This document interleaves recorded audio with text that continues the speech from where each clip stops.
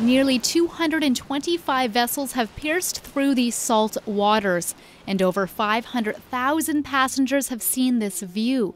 It's been one busy season for the Greater Victoria Harbour Authority, but it's come to an end, as this cruise ship, the Zaandam, is the last to dock at Victoria's Ogden Point this year. It's definitely grown over the last 10 years. We started out around 168 calls 10 years ago, and we're now up over 220, so it's been a great year. I have to take a photo of you too. Not far from the vessel, a lot of giggling and photos being taken as passenger Carol Leonard spends the few hours she has on land catching up with some friends she met on a previous cruise.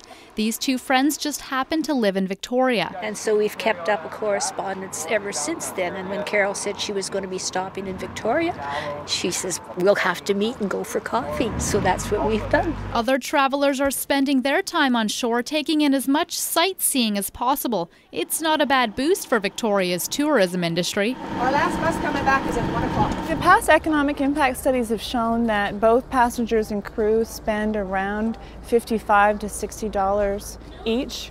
So you magnify that over the 500,000 passengers, and it's definitely a huge economic benefit to the region. Now, the Zaandam passengers only have 6 hours to explore, but Mandy Farmer from Tourism Victoria says it's enough time to give them a taste of the city. So that they, one, tell friends and family back home what a great city Victoria is, and two, that they actually come back to stay. So we want to leave them feeling thirsty for more.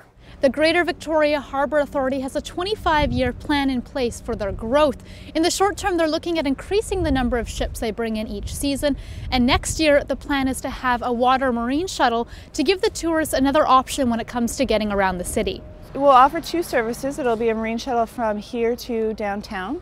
As well, it offers for the Shorex providers, the whale watching and that, to actually pick up their passengers here at the site. The marine shuttle still needs to get a permit. For now, the options for tourists to get around town are still pretty vast. These visitors went with pedal power to do their sightseeing. Well, we did this pedicab ride very spontaneously, and we're just very excited to go, but we have to wait for the guys to get their hot beverages. Hot chocolate in hand, it appears these pedicab drivers can look forward to a growing cruise ship business.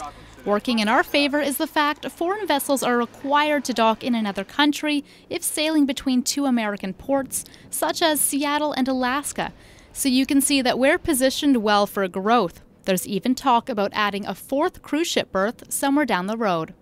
At Ogden Point, I'm Muranetz.